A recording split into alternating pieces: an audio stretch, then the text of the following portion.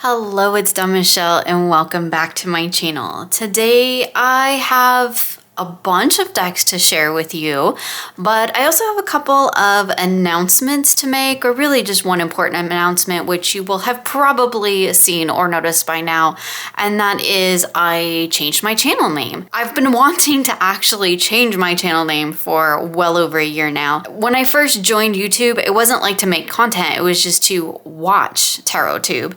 And so I just had like this random, it was kind of random, kind of a joke between me and my youngest that was Boho Tarot, and that's where it came from. And then I decided to, start making content and things like that. And over the years, I really feel like that sort of brand, so to speak, really doesn't fit me anymore. I'm not sure that it ever really did. It certainly doesn't now. So I have just changed it to Dawn Michelle Tarot, which I know, super on the nose, but it is more just about encompassing me and my practice and sharing those aspects of self through this channel and through the work that I create here, as well as my membership and all of that. It also, goes really nicely with my other little play channel, which is Dawn Michelle Journals. It should probably be Dawn Michelle Plans, but I do some journaling content on there as well. So that's like my really big announcement for 2023. You'll probably have already seen it by now, but I am stepping away from the Boho Tarot name, and over the course of 2023, I'm going to be switching my website over and groups and things like that to kind of take out that Boho Tarot name and just replace it with my own. So that's actually been like a huge goal of mine for the last couple of years, and I've just finally now gotten around to actually taking the steps to make that process happen. So I'm really excited about that. I hope y'all will go along with me for the journey. It's been really, really fun up to this point, and I'm definitely looking forward to some of the a little bit more personal, kind of into my practice sort of things that I want to do here on this channel and certainly within my membership. So with that aside, let's jump into the decks because, oh my goodness, have I got a ton of decks to share with you today. Here's my list. I've got it in my planner, so I'm going to move it out of the way. We're going to start things off with, again, super on the nose, but the Seasons of the Witch Yule Oracle. And I did not use this deck as a oracle deck per se. What I did was use it as part of my monthly medicine practice, and those are going to be the first decks that we're going to be looking at here today. But when I was writing the monthly medicine, which if you're unfamiliar with that, it's a guided practice that I do here with my members on YouTube, and there's always a link for it in the description box below. During that guided practice, in December, we had some very specific energies that we were tapping into, and they did align quite well with some of the cards in the Yule Oracle. So let me go backwards. And as I go through the decks and we talk about the prompts from the monthly medicine or the themes from the monthly medicine, I think you'll see where this aligns. So I had 2 cards for each week that I set out on my table to help me tap into that energy. So the first week I had Light and Star. For our light week, I had Crone and Frost for our guide week. Then I had Solstice and Gratitude for our solstice week. And then finally we wrapped up with Ceremony and Candle Magic. So I didn't use this as an oracle deck. What I actually used it for was kind of for intention setting and for creating that energy, right? Tapping into that energy during the month. This is a wonderful deck, and it does work really well for this, Yule time, the kind of darker winter months.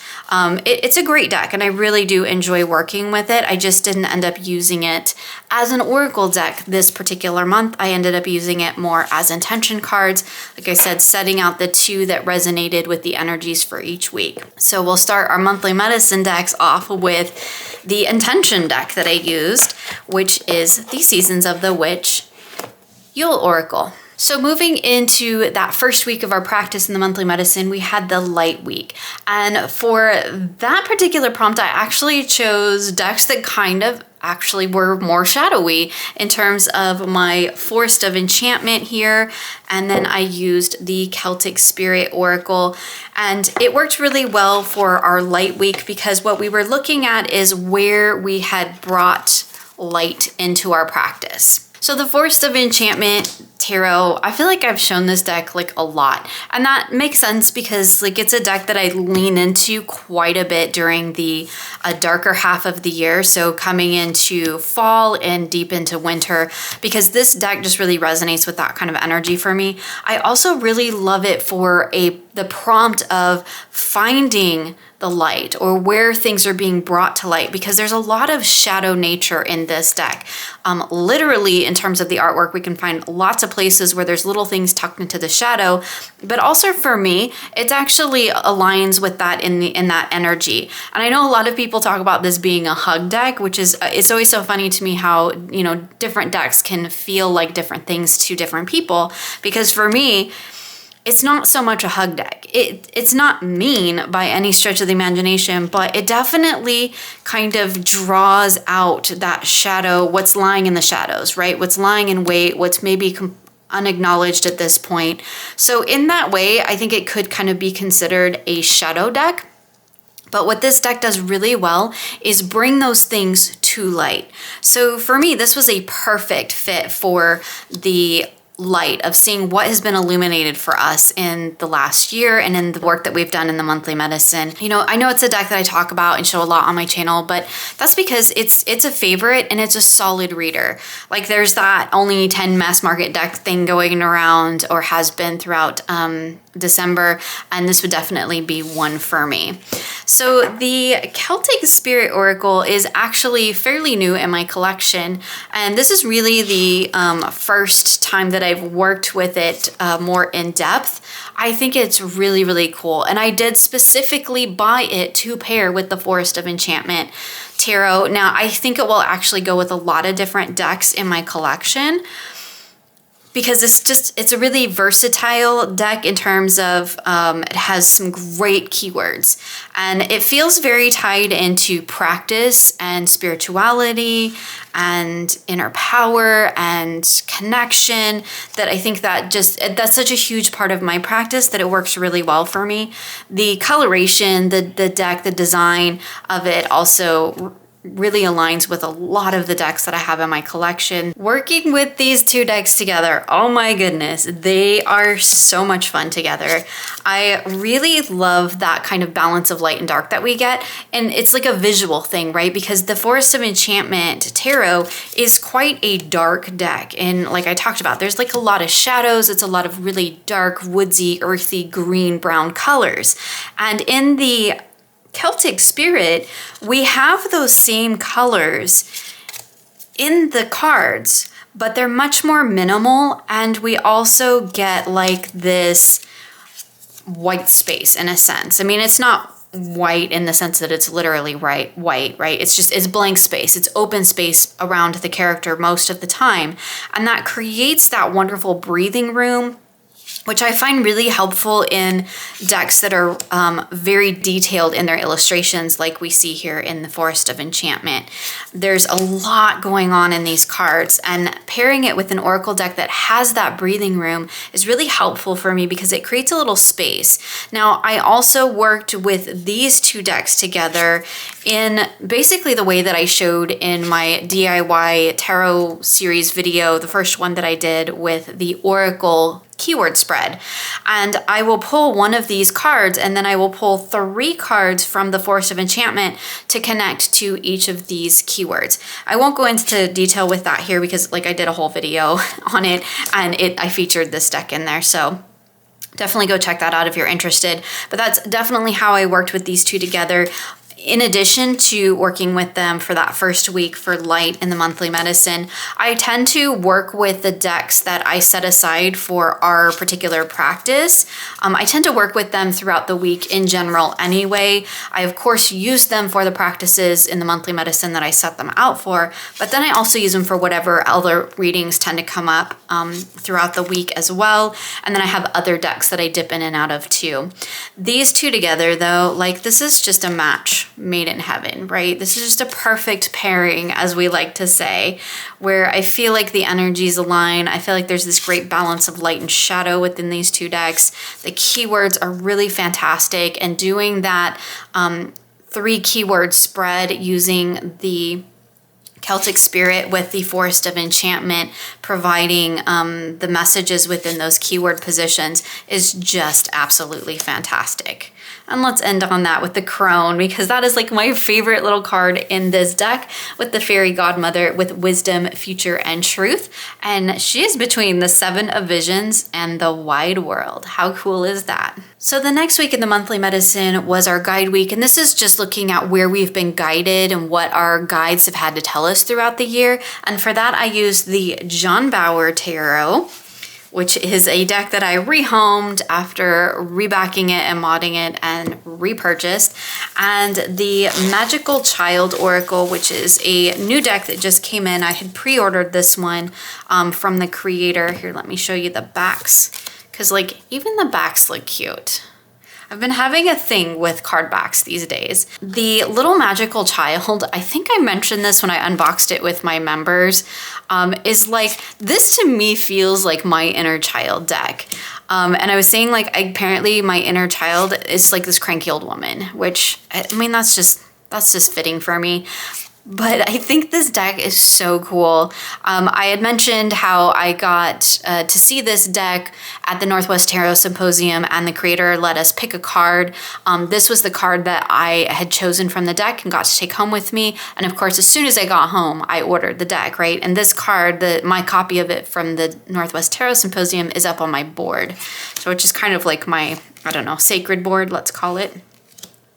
These illustrations are so cute. They come from like, you know, fairy tales, and there is definitely a magical childhood energy to it. But one of the other things that I think this deck also incorporates is kind of that shadow energy too, because like old school fairy tales are not the Disney fairy tales, right? There's a definite shadow energy to those, and it wasn't always happily ever after. And I think this deck does a really good job of like kind of balancing that and encompassing that. This was the card that I pulled for my guide for that week, was the Hug Your Shadow, and that is what had been illuminated for me throughout the year as I've been doing my monthly medicine work. So then we have the John Bauer Tarot, which, you know, as I mentioned, like it's a deck that I had modified, rehomed, and then repurchased because I wanted it back with the borders on it, or the indications of the suit and the number. Although I still find that as much as I was like, oh, I really want to tap into that, the tarot associations, they really don't align for me. Most of the time. So I have trouble kind of making that connection between the tarot and what's going on in the card. And so I do tend to read this deck a bit more intuitively. And so it worked really well for a deck of, you know, what have I been guided to? So I had been guided to Hug Your Shadow. So confronting my fears, trusting in the unknown, and like letting the messages come through. And I think this deck was perfect for that, because I do have to kind of just trust my own intuition with this deck, because the tarot associations don't always align for me. And so I can't fall back on that in my reading. So I have to kind of stop and go inward and listen and see what my inner voice or maybe my guides are trying to tell me about working with these cards and the messages that they're trying to convey to me, or that I'm trying to convey to myself. So it's a really great one for that, because I can't always just rely on my tarot knowledge to kind of see me through a reading. Now, together, these decks are magic. Like, that is just the only way I can describe these decks together. They are just so magical. I have worked with the John Bauer with several other decks, and there is just something about this fairy tale, inner child, kind of a light and shadow energy in the Magical Child that I think really reflects and amplifies that energy in the John Bauer. Now, I talk a lot on my channel about how I don't always like to use decks that I feel like are in the same world, right? When we looked at the Celtic Spirit and the Forest of Enchantment, like those are in the same world, but they're kind of two different designs, right? One's a little bit more minimalistic and the other one's quite detailed. Both of these decks are very highly detailed. And sometimes I can get lost in that, and like lost as in I can't find the message in all of that. But that's really not the case with these two together. There's just something about the way that they converse and the way that they bring the light and shadow out together. I mean, look at this. Use caution between the Nine of Pentacles and the Knight of Pentacles or coins. This card came up for me several times during that week. And I love this idea of, kind of balancing that light and shadow, using caution, being mindful about what it is that you're doing and creating. It just is so beautiful together. And even when we have cards like this where there's like a photograph, because this is I believe it's done digitally, but like it's a collage deck. And this is obviously illustrations by John Bauer. Even when we have those two different sort of art styles, they just speak together really, really well.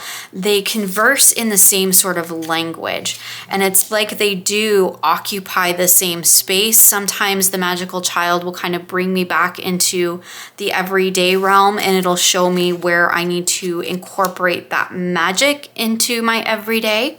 But I think there's also a very deep sort of fairy tale inner child kind of an essence, like I don't know. It is like, it's the weirdest thing to say. It's a cranky old lady inner child, but that's what it is. It's not like you're gleeful running through the woods, on a bright spring day kind of energy. This is the inner child that like knows that there's sometimes monsters in the shadow, right? They've experienced that. And I think that that's where these two decks really align for me.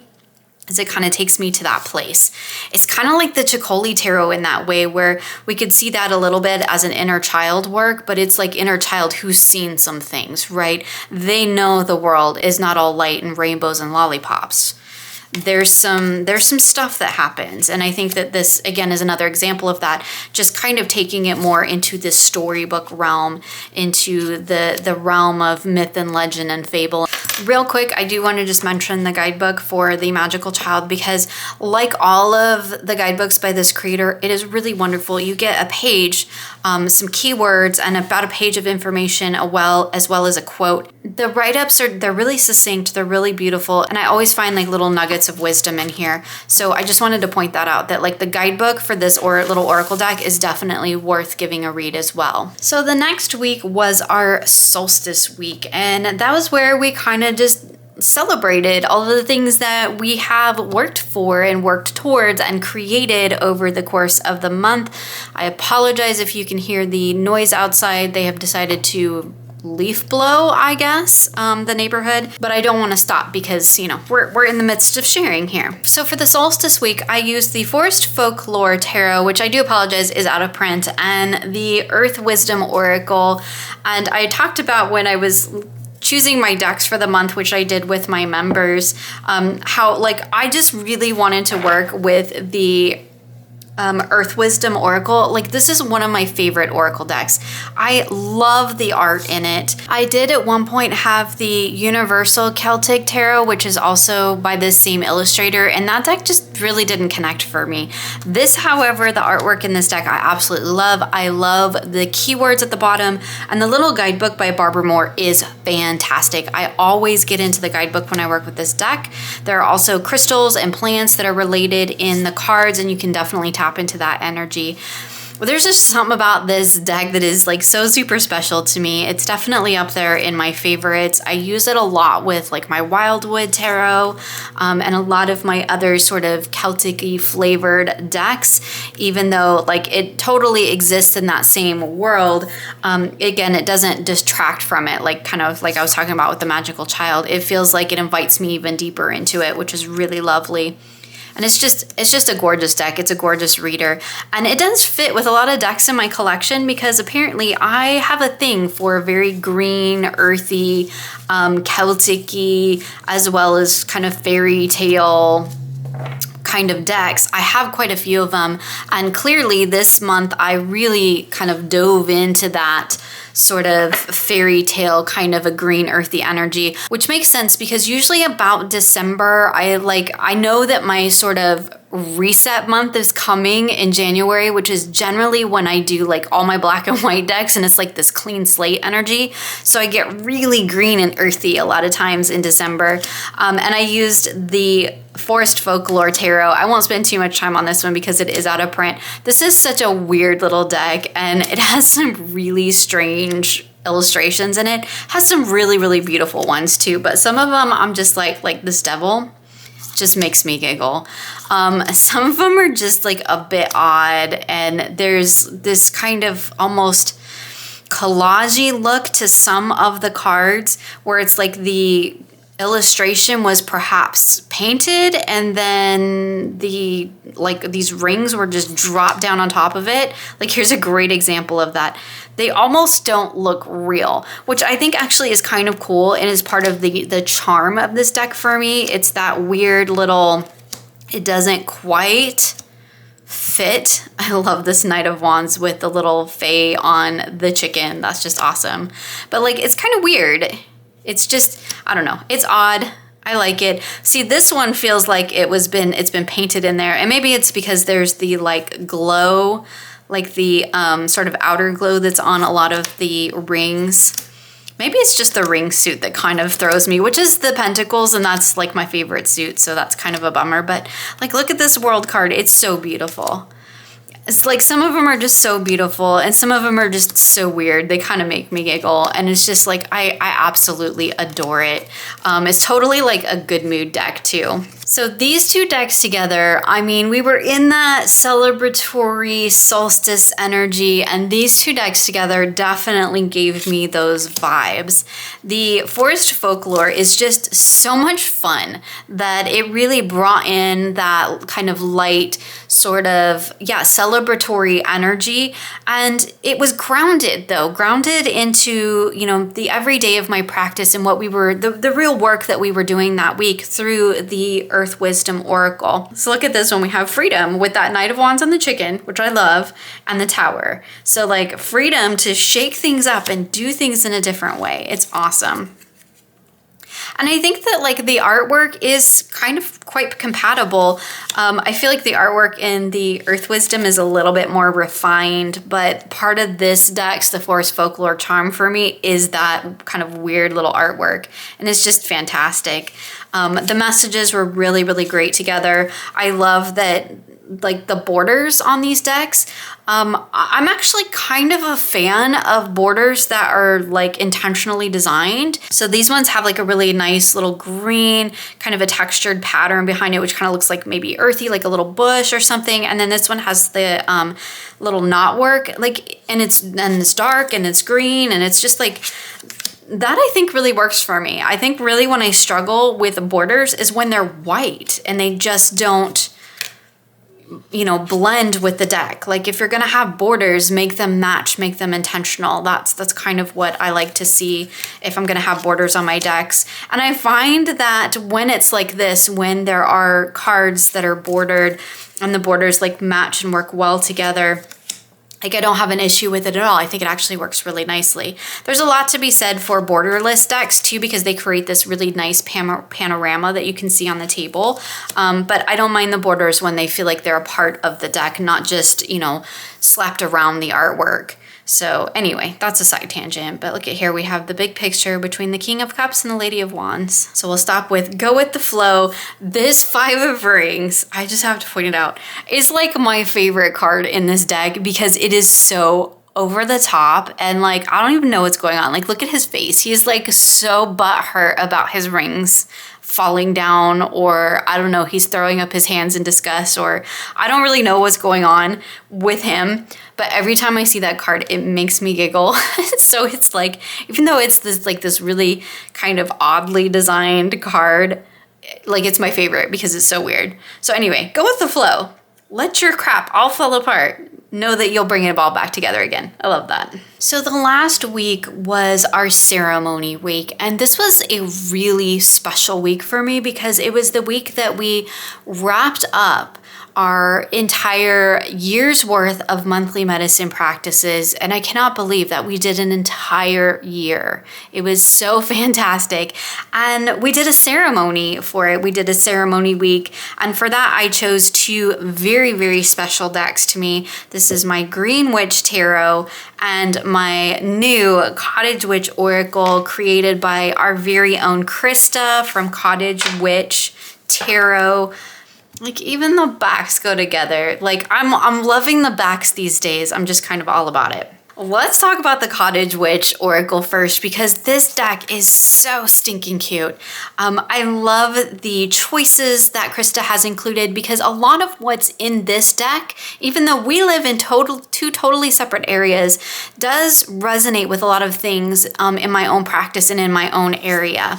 I think she did a wonderful job choosing keywords as well. They are very open and expansive, and they really do allow me to dive into what that keyword's trying to tell me, the animal or the item being depicted, what that message is trying to come through. And it's just like, it's so beautiful. I love the coffee card with begin. That's one of my favorites.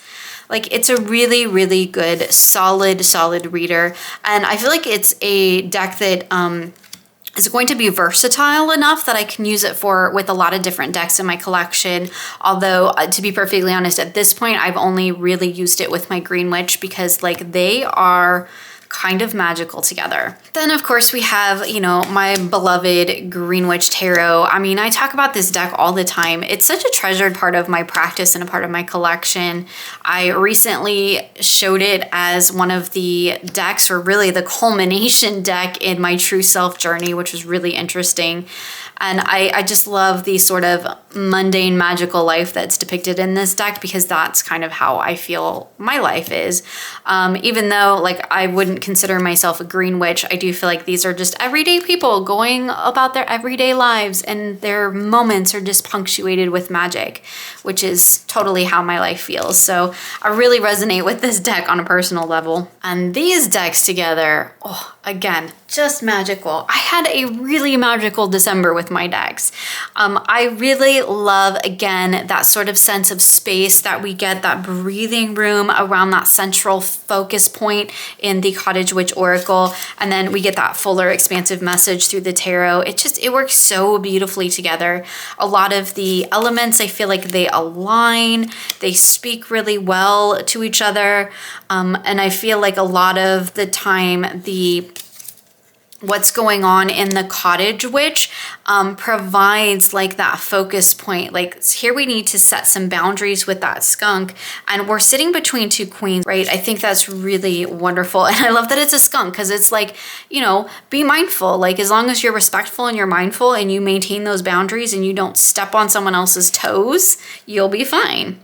Here we have Ritual with the candle. I mean, just beautiful, between the Horn God and the Queen of Pentacles. We have Bat with awareness between the Six of Chalices and the Page of Athmes. I mean, that's wonderful. And I love this, both here in these, we have, you know, young children. So kind of that idea of stepping into the innocence of that and being aware of maybe where you still have some work to do. I think that's beautiful. Familiar with Bond. I think there's two familiar cards. I probably need to pick one and take the other one out, but for right now, I'm just like, everything's just all in, and I'm good with that. We have Cardinal with Memories is beautiful. So we'll just flip through a couple more, because I could really go on and on about these two decks together. And, you know, the Cottage Witch is new, so like you have a little bit of a love affair with new decks, of course, but I really do feel like it's one that is going to be a wonderful addition to my practice, because it is so aligned. Oh yeah, there's the other familiar card, which I do love. It's so aligned with my own practice, so I think that's really beautiful. And let's end there with the familiar and Bond between the Wheel of the Year and the Eight of Wands. So that brings us to the other random decks that I worked with throughout the month. And these may seem like a really weird selection for December, especially given all of the other decks that I worked with, which definitely feel like they're in the same realm. And these two are so far outside of it. But that's because I actually spent the first week of December in Hawaii with my husband for our sort of belated wedding anniversary. We had our 25th wedding anniversary actually in October, the same weekend as the Northwest Tarot Symposium. So being the lovely person that he is, we both postponed it till later on, and it was a little bit of an impromptu thing, kind of we have points and we have miles that we need to kind of use or lose. So we decided, hey, let's go celebrate our anniversary that we haven't done yet.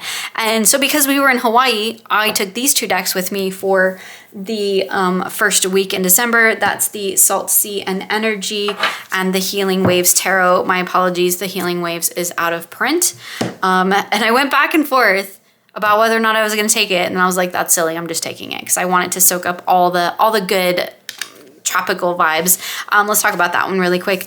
I really do love this deck. It's a very comforting, very supportive, nurturing deck. It's so alive with kind of that sea summer energy. The deck itself was painted using seawater, and then I took it to the beach. There's several photos in my member group about this deck, and let me just show you real quick. I forgot to bring him out. This is Hanu, and I picked him up at we were staying at the Royal Hawaiian, so he has the little stitching, like, you know, I picked it up in the little tourist shop at the hotel, one of many tourist shops, right? It says Hano, which I'm sure is short for Honolulu because that's where we were. And I found him the very first night we were there, and I just loved his sad face. And actually Kevin, my husband, pointed him out to me because like every time we go on vacation, I buy a stuffed animal that has a super sad face. Every time. My dog has a super sad face, so apparently I just have a thing for that.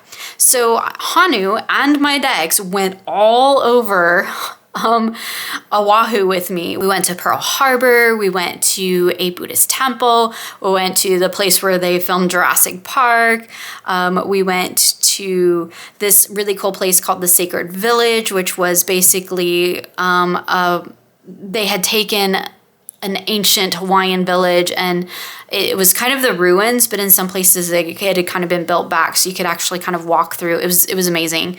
And anyway, Hanu and my decks went with me, so there's lots of pictures on my Facebook group of Hanu and my decks going out on adventures around Oahu. But anyway, I really love this deck. It's amazing. I really only use it during the summer months, but since, you know, we were going to Hawaii, it felt appropriate to take it. And this deck, this is the Salt and Sea Energy. I edged it like as soon as it got here. Look at the backs. This deck I saw and immediately ordered specifically for my vacation to take with me on our Hawaii trip, and now it will like forever have that association for me, which is really great. And I thought it would just pair beautifully with the Healing Waves. I probably used this more often than I did the Healing Waves while I was out of town that first week, and that's just because it was really easy to just kind of pull a card in the moment and get this beautiful message and, you know, go on about my day. So these two together, though, I mean, they do just kind of feel like they were meant to go together. The coloration is really compatible. We have, you know, the same kind of sea energy, like it says, it's Salt Sea Energy, so very beachy, very ocean, which I love. And I did find that the little messages on the bottom of the card were really wonderful for keying me into the energy of the moment. So here we have sandcastles with everything is temporary, divine timing between the High Priestess and the Empress. How beautiful is that? Like it just, you know, reminds me of what I need to know in the moment. It was a really beautiful pairing, but again, I also found that the messages were really great with this. The little guidebook is nice too, but this is one of those oracle decks that I feel like you really don't need the guidebook. It's great to have it there if you want to dive a little bit deeper, but I got kind of everything that I needed with just this pairing, you know, having that oracle deck in the center with my the title, and then that key phrase or those keywords at the bottom, and then looking to the tarot to, you know, pull that deeper message out of it, and just, it worked beautifully. I mean, it was such a beautiful practice, and I was in Hawaii. I mean, it was gorgeous. And of course, while we were there in the beautiful, you know, 80-degree tropical weather, laying on the beach, you know, the kids are like, it's snowing here back at home, which it doesn't do often in December in the Pacific Northwest, but apparently it snowed a little while we were gone. So it was just kind of funny. When we came back, and it was very, very cold. But yeah, beautiful pairing. I won't spend too much time on it, but I really enjoyed working with these two together. So another deck that I worked with throughout December, which was actually on my list of decks I wanted to work with in 2022, which we just saw in my last video of the year. I worked with the Guardian of the Night. Now, originally I had this indie copy, and like, I don't love the cardstock. And I don't really love the borders. They're pretty busy, and especially when you compare that to the mass market edition, yeah, it's super thick. Mine's bowing already. When you compare these two, I just feel like this deck is so beautifully designed in terms of like whoever the designer was that took this artwork and created this card with the nice, easy to read titles, just this nice gray border. Again, if you're gonna have a border, make it intentional, right? Make it at least a color that matches, that accents, that helps frame the deck. This border feels really, really busy, and for me, it detracts from the art itself. So I really love this border on this one, because I feel like it frames the art nicely. The cardstock is vastly different. This cardstock smells really good though, but it's very slippery, and it's oversized. So it's actually slightly, you won't be able to see, but it's just the teeniest, tiniest bigger than the Hay House version. But it's so hard for me to keep hold of because it's oversized and it's super, super slippy. On the flip side of that, the Hay House cardstock, while I don't mind the feel of it, it's too thick and hard to shuffle too. So like, I guess I prefer a little bit of more of a challenge to shuffle over a deck that I can't keep in my hand. I do think the backs of the indie are really nice, but I really like the backs of the mass market. So I just feel like that was a huge, huge upgrade for me. I purchased this during the Hay House Black Friday sale, so I was really excited to have it in time to use in December, because I was kind of dreading working with the cardstock in this deck. So I was happy to have the mass market. Obviously, as you can see, I've taken it out of its box and I've made a bag for it. I'm just trying to condense down and get rid of as many boxes as I can to make more space in my on my shelves and in my baskets. I love this deck. Like, I wasn't sure because I'm not really like an animal deck person. And yet I worked with several animal decks this month. So maybe it was just kind of, I needed to find the right animal decks for me. And this is definitely one of them. I really love this deck. I really love the Forhaxa. I keep hoping that that one will be picked up mass market so that I can get it in a different cardstock, because again, it has the same slippy cardstock as the indie of the Guardians of the Night. That's a very me thing though, right? Like the fact that it's oversized and I have small hands and can't keep it in my hands, that's a me problem. So like, I'm not dissing the indie version at all. I absolutely love the Forhaxa, but I'm real happy to have this in a cardstock that I can use a little bit better, right? It's still a little difficult to shuffle because Hay House cardstock is thick. It works fine for an oracle, but when you get to tarot with those 78 cards, it gets really chunky. Anyway, that aside, I freaking love this deck. It is so gentle and nurturing and just like this really beautiful kind of walk with these animals. I'm not even sure I know how to explain it. And maybe it was even more so for me because I was also working with another animal deck this month, the Brady Tarot, and that has a different sort of energy. I love this Hermit card. I do not like spiders. There is one that lives in my house. It's not mine. She stays in her cage though, and it's fine.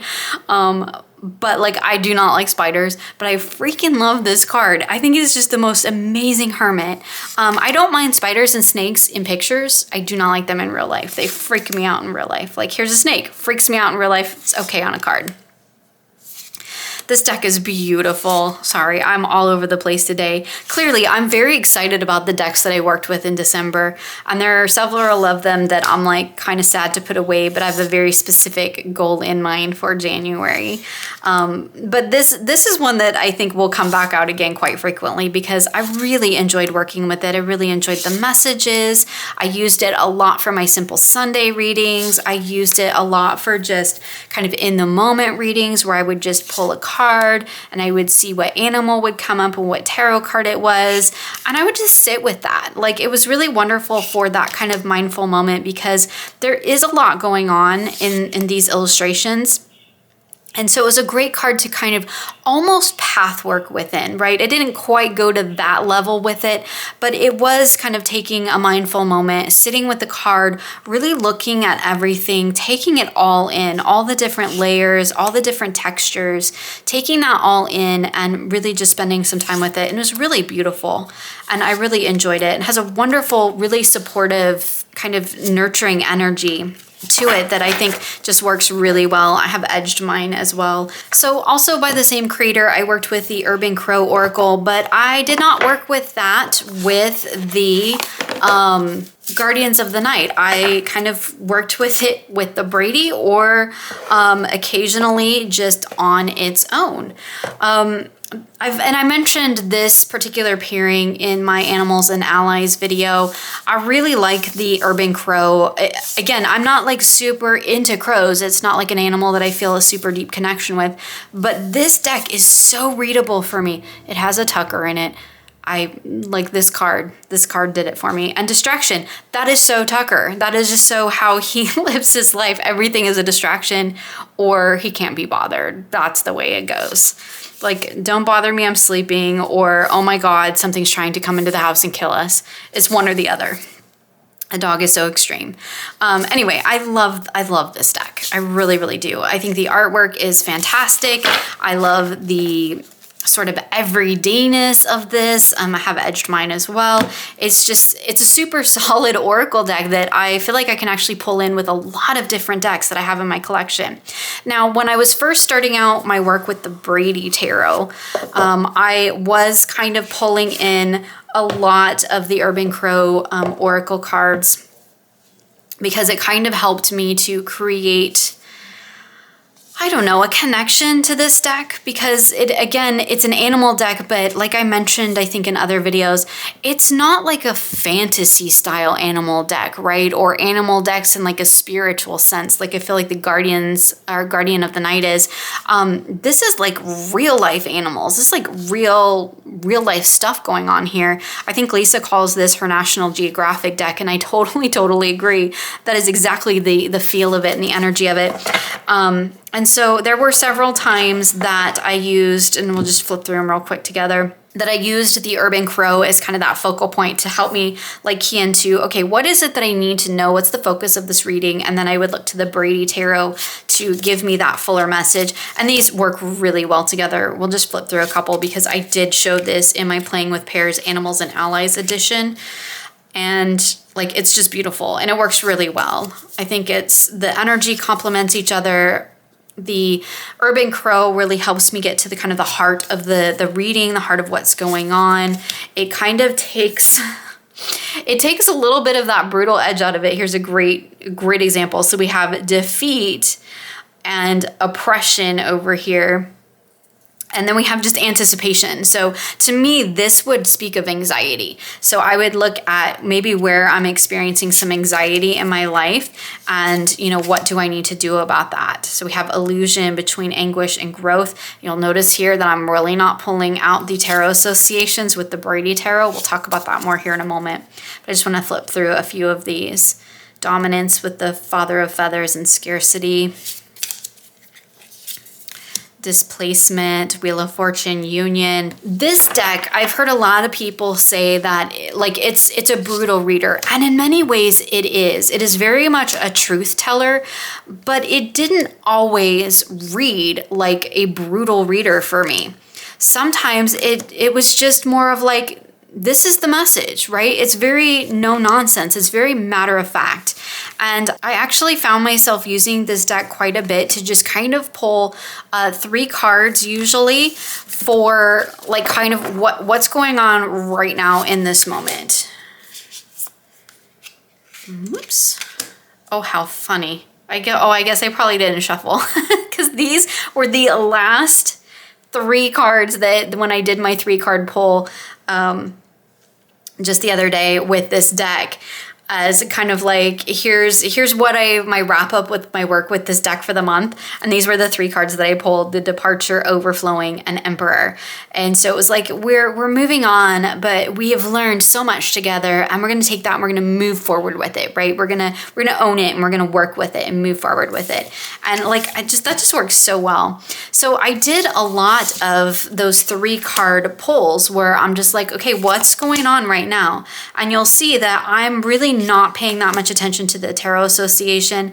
Now, when I did larger spreads with this, of which I did several, one of them was like the Salmon Run, which was a spread that Tegan did in her Patreon, her Cosmic Creeper, and it was beautiful. And I did totally pull in the Tarot Associations. But when I was just doing these 3-card readings like this, I was really just pulling into those keywords. We have the Moon, Altruism, and Swiftness. That would be my message. And I kind of read it like a sentence, like a story. And then I would see where that energy was showing up for me. So Hermit, the Star, Rivalry. It would be very matter of fact. This is what it is, right? It's not really nice or brutal. It just is very much whatever it is, right? It's very matter of fact about it. That's like the word that keeps coming to mind. It doesn't shy away from the truth. It doesn't, sugarcoat it for you. It's not a hug deck. It's just more of like, yeah, that truth teller. But it does so, it's my favorite card in the deck. I've mentioned it, I think, every time it's come up. The trauma of finality in this 10 is amazing. I love it. It's just so like, this is the message. You don't have to like it, but it just is what it is. So kind of like deal with it. So yeah, that's a lot how I worked with this deck, in addition to using it for some quite large readings to get some, deeper messages and insights about, certain aspects of my life or my practice. It is that very everyday kind of blunt nature of it that's just so like, yeah, here's what it is. Deal. Right. And I really appreciate that about it. So I definitely ended up using that quite a bit. And in the beginning, I did kind of pair it a lot with the Urban Crow just to kind of help me create that entry point into working with the deck. And that was really, really wonderful. So the 2 decks that I used primarily in my spiritual practice were the Ritual Tarot. And I keep putting the title card on top because I want to edge this deck. And that's going to be my tester. And the Black Madonna. Both of these decks I've talked about, like even the backs are beautiful together. Like, what is with me and backs? Maybe that is a sign that I need to start laying my cards face down and flipping them over, which is not something I normally do, with the exception of that one reading that I did in my expanded past, present, future spread. So like the Black Madonna, I mean, I've talked about it endlessly, right? Do we need me to talk about it again? I love this deck. It's a huge part of my practice now. It's amazing, fantastic. I have nothing but high praise for it. So I'll quit gushing. The Ritual Tarot is a newer deck in my collection, and this was sent to me for review. Y'all saw when I did my initial walkthrough of it. I really, really love this deck. And so my goal for December was to kind of use this deck in my spiritual practice, where I had been using decks like the Pythonic and the Somnia. So I kind of put those away, although the Pythonic is like right there. So it's still close at hand. And to use this one in place of that. And this was just awesome. These 2 decks together, I love the cardstock. See, this is super slippy cardstock too, but it doesn't get away from me. There's just, I don't know, it's, what did she say? It's like Italian cardstock. It's stunning. Let me tell you, it's beautiful. These are really big. The Black Madonna is such a chunky monkey. Okay, let's move that. These 2 together were amazing. I really really enjoyed the messages. For me, it was really about tapping into the intuitive space. So even though there is a tarot association in both of these decks, I tried not to focus on that. I let the Black Madonna, that I work with as an oracle almost all the time. I get into the guidebook because this is not a deck that I can work with without the guidebook, because I have no freaking clue what's going on in these cards. So it is very reliant on the guidebook for me, but I'm okay with that because I pull my one card from it, I get into the guidebook, I read the entry, and then I look to the decks that I'm pairing with it to provide me that additional message or that deeper layer. And for this, even though the Ritual Tarot does have tarot associations in it, this is the titleless version, which I absolutely love. I try to lean more into the intuitive and to let this gorgeous collage artwork speak to me on that deep intuitive level. And it was just a beautiful practice. I really enjoyed it. This is definitely a deck, the Ritual Tarot is definitely a deck that's going to really, I think, earn itself a solid place in my spiritual work, in my personal practice when it comes to working with the guides and the deity, in a sense that is a huge part of my life. And I feel like it really resonates with that energy well. These pair beautifully together. I was able to really dive into those intuitive messages. There's a lot visually going on, so I really did just keep it to 3 cards. I didn't do big spreads with this because I feel like that would be overwhelming, because all of these cards in both of these decks are very ornate, and there's a lot going on in each of the cards. And so by just having the 3, it gives me the time and the space that I need to really work through the messages. And the Ritual Tarot is such a beautiful, intuitive reader for me. Like, the intuitive hits just come the moment I see the card. Like, there's no stammering like I'm doing with my words now, right? Because it's all an internal process, and it's something that, like, I feel on an emotional level. And it's something that really sparks those intuitive hits for me, just like the moment I see it. It's such a wonderful practice that I didn't really even tap into the tarot associations much. That doesn't mean that I won't in future work, but that's just not how I was working with it in this particular configuration. And it was just a beautiful, beautiful practice. Okay, so then I have a few decks that, like, I'm gonna be perfectly honest, I've showed so much in the last few months that, like, it's probably getting ridiculous, but I did use them, so I'm gonna mention it real quick. I'll just, like, real quick, because we've seen them.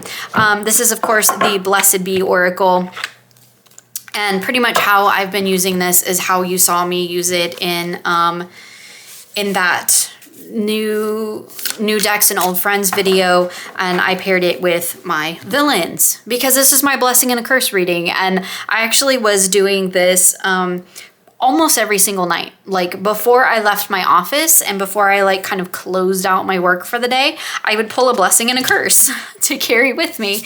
And it was just such a fun practice. I have talked about the Disney villains, like, in a ridiculous amount the last few months. I know there's a few people that have purchased it because I will not shut up about it. I do hope that they are enjoying it because I just think it's such a freaking treasure of a deck, and it's really versatile. So anyway, every single night I would pull or almost every single night. Not while I was in Hawaii though, because the villains did not go with me to Hawaii, but I pull a blessing and a curse. So it's kind of like, here's the blessing and a curse from the day, right? And it's not I say curse because it's the villains, but it wasn't always like a bad thing, right? Sometimes it was just like, oh, here's maybe where you struggled a little bit today, but here's the blessing that came out of that. And so I kind of took that blessing into the evening, which is really cool. I really enjoyed it. I do play with, and I do say play with because it's not serious readings, play with my Disney villains while I'm playing Disney Dreamlight Valley, or as Kevin calls it, Disney Princess Mommy. And I've had a couple of people ask how I do that, so I'll touch on that real quick. I basically shuffle while the game is loading because I don't know about anybody else, but my game takes a long time to load for some reason. Like, I mean, not long in the sense of like dial-up used to be, right? But long in the sense of like, it's long enough that I can sit and shuffle a deck. So I shuffle my cards while it's loading, and then I pull 3 cards, and then I see what do I need to be focusing on in my little game tonight or today or whenever it is that I'm, playing with it. So, I've got like Jaffa here, and I've got the Three of Cups and the Four of Coins. So this might tell me that maybe I'm gonna focus on some of my little friendships in the game, right? But I'm also gonna do some of my resource gathering, and like I'm just gonna go out and I'm gonna do my thing. And so that's kind of the main reason that the main way that I've been working with it. Occasionally, for fun, when I'm doing one of the interactions with a character, I will pull a card or two to see like how are they gonna react. And it's totally just for fun. It's in the way that like some people will pull cards for like TV shows and things like that, right? To see what's gonna happen or what's going to, what interaction is gonna transpire between characters. And that's totally how I've worked with it. I've also clearly made a bag for it now at this point, which has been fantastic because I don't really use the guidebook. The guidebook is great, but I don't actually use it because I don't need to. And I like carrying it around with me. So because my villains, they go places with me. So it's just kind of a funny little thing. I will stop talking about that deck now because I know everybody's probably getting sick of hearing it. The other 3 decks that I'm just going to mention really quickly were featured in a recent video on my DIY future spread. And this is the Botanical Southern Gothic, and clearly I've made bags for these because the boxes annoy me, and the Conjure cards. So these I now call, this is my Southern Gothic trio, and they kind of all hang out together. And while I do use these cards for other things, right, I've shown them, I know, countless times. I've been really into working with these 3 together lately. And it's been really, really wonderful to just get to spend some time. And I've been doing a lot of 3-card readings with them. I'm clearly also using them in that layered past, present, future spread. I've been obsessed with that spread lately, to be perfectly honest. Like, I don't know, I use it all the time. And then of course my Conjure cards. And this deck has started me down the rabbit hole of all kinds of things, books, decks, all of that. I won't dwell on that because, like, again, I've shown these so many times recently. Okay, and real quick before we wrap things up, I just want to touch upon my tarot journal. My tarot journaling, as I mentioned in the decks I want to work with video, has just been a hot mess the last few months. And like I was doing paper and I was doing different notebooks and I've done some digital journaling and all of that, but and I tried to turn my Wonderland, let's see if I can get to it. This was my planner, and I switched to an A6 planner, which is the little green one you saw. So I like laid out all of my, let's get in camera. I've laid out like all of my readings and all of that. And then I was like, okay, I can do this. I did it a couple of times and then I left for Hawaii on that day. And I did not like this. So my thought process was I could record the basics of the reading here. And then in the back pages of this planner, there are blank pages and I could just do the expanded message there. And basically what ended up happening is I just ended up writing in this and I didn't like the column thing, and I went back and forth. Sometimes I was tarot journaling in my digital journal. Sometimes I was in here, and it was obnoxious. It was driving me crazy. So I just started doing things in here. Sometimes I doodled, sometimes I cut out, made a copy of things and cut out and put it in my cart or in my journal here. This was the journaling I did for that Tag the True Self Journey decks. Right, I did a lot on that.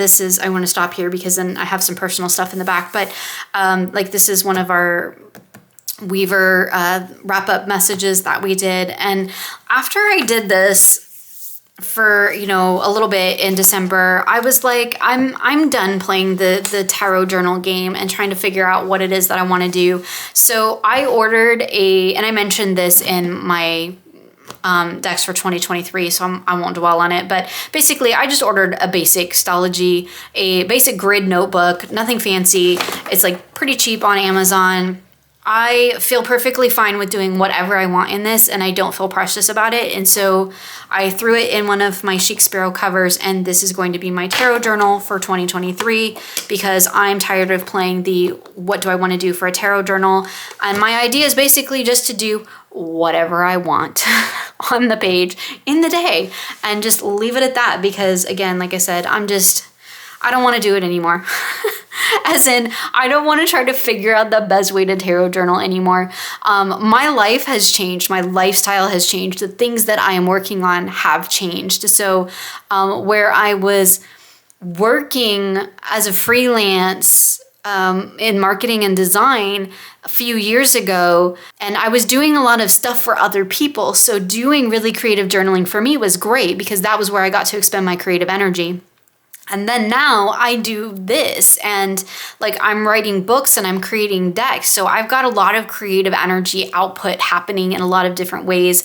And I started to feel like my tarot journal started to feel more like work and less like an enjoyable practice that I wanted to engage with. So I was like, forget it. We're just going to strip it all away. I'm going to go back to basics. I'm just going to have a basic notebook and it'll be whatever it is. And that's my plan. I also just want to take a moment to thank all of you for watching my videos, to everybody who subscribed to my channel, for welcoming me into this tarot community and allowing me the space to share my own practice with you.